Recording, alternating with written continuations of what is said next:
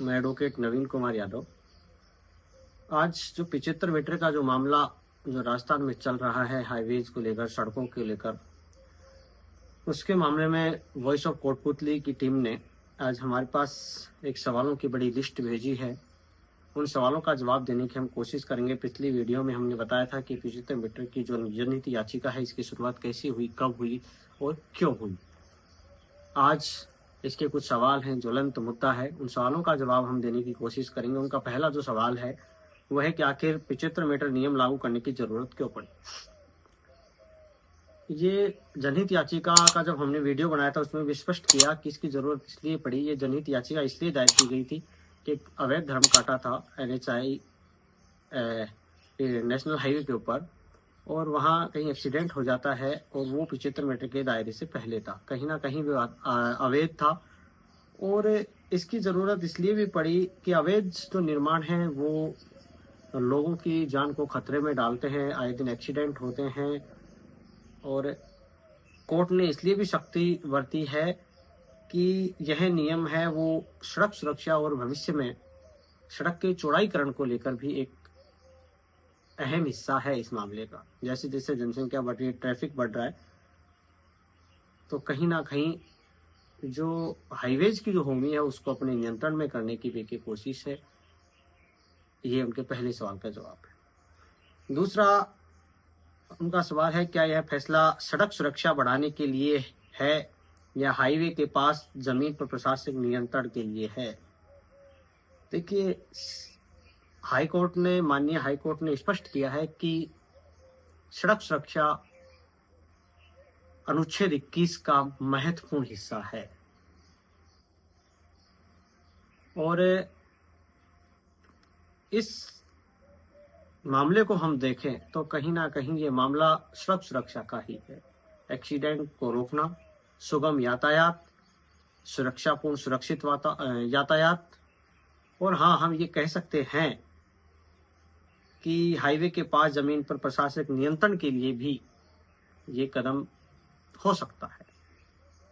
इस बात में कोई दो राय नहीं है, क्योंकि जो 75 मीटर कंट्रोल लाइन और बाउंड्री लाइन का जो जिक्र हमारे IRC में किया गया है, तो कहीं ना कहीं अवैध अतिक्रमण भी हुए हैं। उस भूमि को, हाईवे की जो भूमि है उसको, उसमें प्रशासनिक नियंत्रण पाने के लिए भी ये कदम हो सकता है, लेकिन सुरक्षा प्राथमिक है। तीसरा सवाल है कि इससे आमजन और व्यापारियों को क्या लाभ होगा। आमजन को लाभ ये होगा, दुर्घटनाएं कम होगी, सरल, सुरक्षित, सहज आवागमन होगा, जान मान की सुरक्षा रहेगी। और व्यापारियों को यदि हम बात करें तो नुकसान ये होगा कि उनके जो रोजगार है, या कहें कि जो उन्होंने अपना बिजनेस जो सेट कर रखा है, वो कहीं ना कहीं से प्रभावित होगा उनका। लेकिन कोर्ट ने कहा है कि सुरक्षा जो है वो सभी के हित में है और सभी के लिए जरूरी है। अनुच्छेद 21 हमारा मूल अधिकार है। चौथा जो सवाल है वो है कि राजस्थान हाई कोर्ट ने यह फैसला किन कानूनों और धाराओं पर दिया है। तो सबसे पहले तो जैसा मैं जिक्र कर रहा हूं कि अनुच्छेद 21 जो है हमारा, उस पर यह पूरा फैसला केंद्रित है।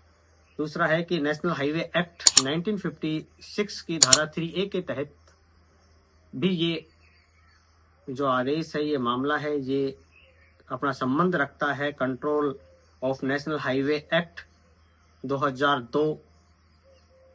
ये भी इस मामले में अपना अहम योगदान रखता है। और IRC इंडियन रोड्स कांग्रेस का इसमें महत्वपूर्ण योगदान है। ये हम आगे बताएंगे कि इसका महत्वपूर्ण योगदान कैसे है। ये जो फैसला हुआ है उसका आधार ये IRC ही है। हाँ, पांचवा जो सवाल है ये महत्वपूर्ण है, क्या यह पहले से कानून किसी नियम की व्याख्या है या फिर नए निर्देश है। नहीं, ये नए निर्देश नहीं है। ये कानून जो 75 मीटर का जो है, ये 40 मीटर का जो है, ये हमारे कानून बहुत पहले से बने हुए हैं। जिस IRC का हम जिक्र कर रहे हैं, ये IRC जो बनी, ये ब्रिटिश जब भारत था हमारा 1934 में IRC बनी। और इसको मूल रूप से जब लागू किया गया तो हमें लगभग 1980 में लागू किया गया। और इसके साफ साफ लिखा हुआ है, ये मेरे पास आईआरसी की एक कॉपी है, ऑथेंटिक कॉपी है। इसमें साफ साफ लिखा हुआ है, लगभग जो है इसका जो पैरा है 6.1.4, इसमें साफ साफ लिखा हुआ है। मैं आपको दिखा भी देता हूँ, मैंने हाईलाइट कर रखा है इसको पूरे को, ये पीडीएफ हम आपको दिखा देंगे। इसमें लिखा हुआ है कि in order to prevent over crowding and sufficient space for future road improvement, it is advisable to lay down restrictions on building activity along the roads. Building activities should not be allowed within a prescribed distance from the road, which is defined by hypothetical line setback from road boundaries are called the building line। और ये पूरा paragraph लिखा हुआ है और इसमें एक table 4 है। इस टेबल 4 में पूरे मानक दिखाए गए हैं। ये 1934 में बन गए थे और ये हमारे यहाँ लागू हुए हैं 1980 में। इसमें पूरा लिखा हुआ है कि नेशनल हाईवेज और स्टेट जो हाईवेज हैं वो बिल्डिंग लाइन जो होगी वो 40 होगी, दोनों साइड 40 इस साइड 40 इस साइड, और कंट्रोल जो लाइन होगी वो 75 मीटर होगी, 75 इस side, 75 right side, 75 left side.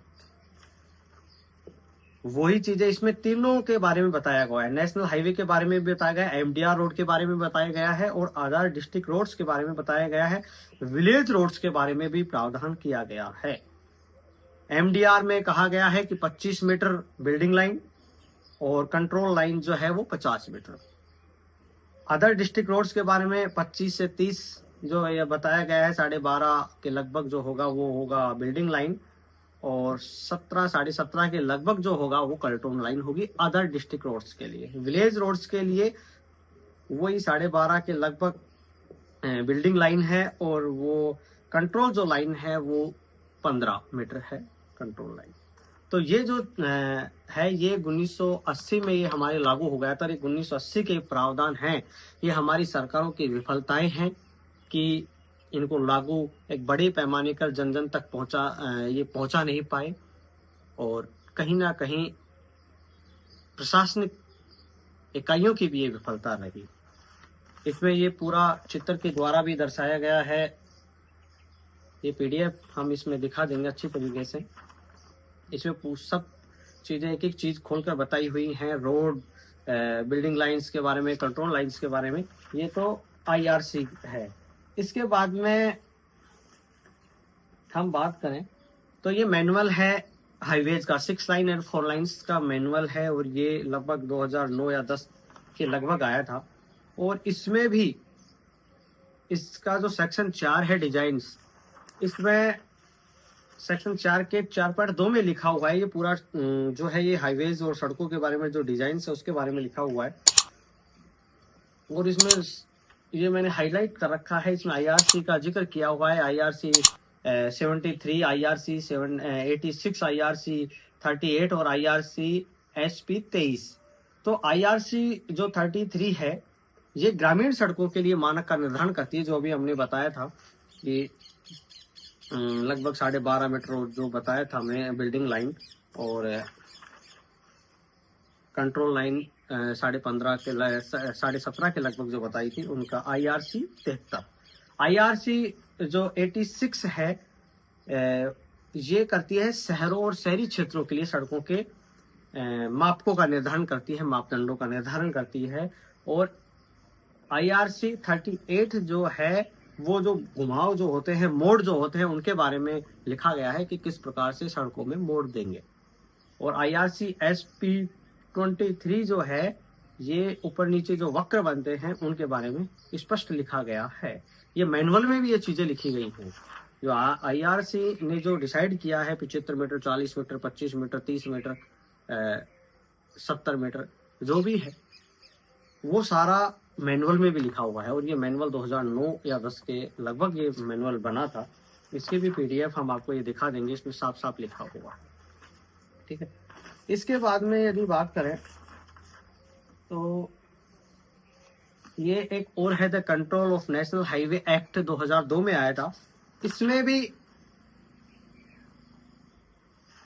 कुछ चीजें लिखी गई हैं, इसमें डायरेक्ट रूप से आईआरसी का जिक्र नहीं किया गया है, लेकिन जब हम इसको पढ़ेंगे तो इसमें भी ये चीजें लिखी गई हैं अतिक्रमण के बारे में, अवैध जो निर्माण है उनके बारे में।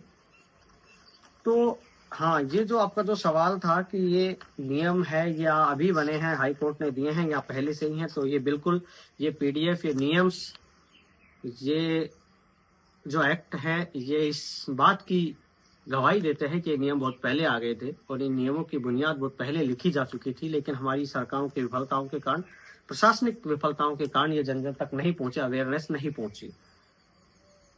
और इनका जो अगला जो सवाल था वो ये था कि क्या यह फैसला पूरे राज्य में समान रूप से लागू होगा या फिर शहरी क्षेत्रों में छूट मिलेगी? नहीं, हाईकोर्ट ने स्पष्ट दिया है कि पूरे राज्य में समान रूप से लागू होगा, कहीं कोई छूट नहीं है। हाँ, जो मास्टर प्लान है उनके अंतर्गत उनके नियमों को देखते हुए इसमें कुछ रिलैक्सेशन दिया जा सकता है। अगला इनका सवाल है वॉइस ऑफ कठपुतली की टीम का कि इस नियम में सबसे ज्यादा प्रभावित कौन होगा और सरकार ने उनके लिए क्या सोच रखा है। देखिए, प्रभावित का तो हम कह नहीं सकते क्योंकि अवैध अतिक्रमण है तो गलत किया हुआ है, और यदि इसमें सबसे ज्यादा प्रभावित होगा तो जो हाईवेज और सड़कों के किनारे जो 75 मीटर के दायरे में और 40 मीटर के दायरे में जो भी प्रतिष्ठान बने हुए हैं, चाहे वह होटल हो, चाहे पार्किंग हो, चाहे दुकानें हो, चाहे सर्विस सेंटर हो या धार्मिक स्थल हो, वो सारी चीजें प्रभावित होंगी। और राजस्थान सरकार ने अभी मुआवजे के बारे में कोई स्पष्ट प्रावधान नहीं किया है और हाईकोर्ट ने भी ऐसा कुछ नहीं कहा है। अगला जो 8वां सवाल है, क्या पहले से बने प्रतिष्ठानों पर भी यह नियम लागू होगा? जी बिल्कुल लागू होगा। यदि 75 मीटर के अंदर है और बिना अनुमति के, बिना वैध अनुमति के बने हुए हैं तो बिल्कुल लागू होगा, इस बात में कोई दो राय नहीं है। हाईकोर्ट ने सख्त आदेश दिए रखे हैं। 9वां जो इनका सवाल है, ग्रामीण इलाकों में क्या इसका असर पड़ेगा? बिल्कुल पड़ेगा। चाहे ग्रामीण इलाकों से स्टेट हाईवे भी गुजर रहे हैं, नेशनल हाईवे भी गुजर रहे हैं, एमडीआर रोड भी गुजर रहे हैं, और बिल्कुल ग्रामीणों पर भी जो हैं छोटी मोटी जो दुकानें हैं, ढाबे हैं, ये घर हैं, ये सब चीजें वहां प्रभावित होंगी। 10वां इनका सवाल है, क्या प्रशासन द्वारा वास्तव में 75 मीटर की दूरी का पालन कराना संभव है? संभव है, लेकिन चुनौतीपूर्ण भी है।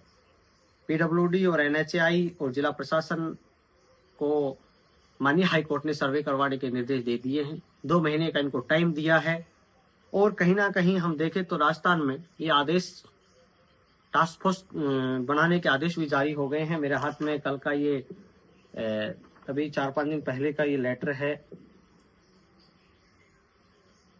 सीकर का है। जिला कलेक्टर सीकर ने आदेश जारी किया है सभी उपखंड अधिकारियों को, पीडब्ल्यूडी को और तहसीलदारों को, नायब तहसीलदारों को, उनके जो भी आते हैं कि आप माननीय हाईकोर्ट ने जो आदेश दिए हैं 75 मीटर को लेकर, उसके ऊपर जो अभी आपको कानूनी कार्रवाई करनी है वो आप कानूनी कार्रवाई करें। जो भी अवैध अतिक्रमण को हटाए, तो अगर ये जो माननीय हाईकोर्ट के आदेश थे इनको मूर्त रूप सरकार देने के लिए तैयार है। ये आदेश इस बात की गवाही दे रहे हैं। पहले इनको मार्क करना पड़ेगा, मार्क करने के बाद में ये कार्रवाई करनी पड़ेगी। 11वां जो सवाल है, इसे मापने और लागू करने की जिम्मेदारी किसकी होगी? सामान्य सी बात है, इसको मापने और लागू करने की जो जिम्मेदारी है वो पीडब्ल्यूडी की होगी, एनएचएआई की होगी, जिला कलेक्टर्स, एसडीएम्स, तहसीलदार जो भी हैं, इन सब की जिम्मेदारी होगी। इन अधिकारों की जवाबदेही माननीय हाईकोर्ट के द्वारा तय की गई है। 12वां जो सवाल है, क्या इसके लिए कोई स्पष्ट गाइडलाइन जारी हुई है? जैसा कि मैंने बताया कि आईआरसी एक स्पष्ट गाइडलाइन है, मैनुअल हाईवेज का जो है वो स्पष्ट गाइडलाइन है, और माननीय हाईकोर्ट ने जो आदेश जारी किया है उसमें भी स्पष्ट दे रखा है। आईआरसी के आधार पर ही माननीय हाईकोर्ट ने यह आदेश दिया है। चाहे बिल्डिंग लाइन 40 मीटर हो और कंट्रोल लाइन 75 मीटर हो, ये स्पष्ट आदेश दिया गया है। ग्रामीण क्षेत्रों के लिए भी आईआरसी में ये मापदंड निर्धारित किए गए हैं। 13वां जो सवाल है वो है, क्या यह नियम सड़क सुरक्षा के नाम पर लोगों की रोजी रोटी पर असर नहीं डाल रहा? देखिए, माननीय कोर्ट ने कहा है कि सुरक्षा सर्वोपरि है, हमारे जो मूल अधिकार हैं उस मूल अधिकारों में जो हमारा आर्टिकल 21 है वो हमें सड़क पर सुरक्षा की गारंटी भी देता है। हाँ, प्रभावित लोगों की रोजी रोटी में कहीं ना कहीं असर पड़ेगा, लेकिन सुरक्षा सर्वोपरि है, क्योंकि अवैध निर्माण से होने वाली मौतों की जो संख्या है वो बहुत बड़ी है। अगला जो सवाल है वो है, क्या सरकार ने प्रभावित लोगों के पुनर्वास या विकल्प की कोई योजना बनाई है? देखिए, अभी तक कोई ऐसी योजना सरकार ने नहीं बनाई है। 15वां जो सवाल है, क्या स्थानीय प्रशासन इस फैसले को लागू करने के लिए तैयार है? बिल्कुल लागू करने के लिए तैयार है। हाईकोर्ट के सख्त आदेश है, और जैसा मैंने अभी बताया आपको, ये 19 तारीख का आदेश है सीकर जिला कलेक्टर का। 16वां सवाल है, क्या ऐसे नियम पहले भी लागू हुए हैं, उनका परिणाम क्या रहा? देखिए, आईआरसी और एनएचआई के पुराने नियम हैं, इनको पहले लागू किया गया था, लेकिन इतने बड़े पैमाने पर कभी चर्चा नहीं हुई और कभी इतने सख्त रूप से भी इनको लागू नहीं किया। 17वां जो सवाल है ये कह रहा है, क्या इस फैसले को सुप्रीम कोर्ट में चुनौती दी जा सकती है? हाँ, दी जा सकती है। सुप्रीम कोर्ट में इसको चुनौती बिल्कुल दी जा सकती है, लेकिन सुप्रीम कोर्ट पहले भी हाई कोर्ट के हाईवे संबंधी जो स्टे थे, जो आदेश थे, उनकी समीक्षा कर चुका है, और लेकिन सुरक्षा से जुड़े मामले में स्टे मिलना बहुत ही मुश्किल है। ये हमारा पॉइंट ऑफ व्यू है। बाकी तो माननीय सुप्रीम कोर्ट जो भी डिसीजन लेगा वो सर्वोपरि है। 18वां जो सवाल है, क्या इस फैसले का असर राजस्थान की सीमाओं के बाहर अन्य राज्यों पर भी होगा? देखिए, सीधा असर नहीं होगा। हो सकता है राजस्थान में ये परिवर्तन जो है ये सड़क सुरक्षा के मामले के महत्वपूर्ण सिद्ध हो, सकारात्मक रहे, तो हो सकता है अन्य राज्यों में भी इसका असर बाद में देखने को मिले। 19वां जो सवाल है वो है, क्या राज्य सरकार अध्यादेश लाकर फैसले में कोई बदलाव कर सकती है? सीमित रूप से कर सकती है, क्योंकि ये सुरक्षा से जुड़ा हुआ मामला है, इसमें आमूलचूल परिवर्तन नहीं कर सकते। माननीय हाईकोर्ट का आदेश सर्वोपरि है, इसे पूर्ण रूप से उलटना बहुत मुश्किल काम है।